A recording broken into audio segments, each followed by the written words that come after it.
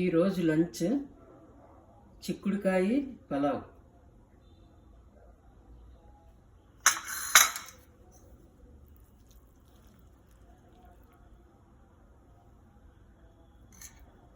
ఇందులో బంగాళదుంపలు కూడా వేసాం.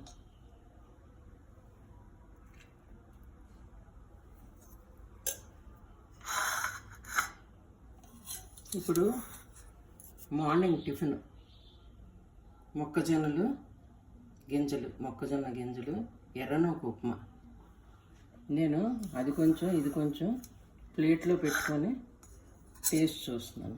ఇప్పుడు మార్నింగ్ 8:15 అవుతుంది. ఇది కొంచెం పెట్టుకొని టేస్ట్ చూస్తున్నాను.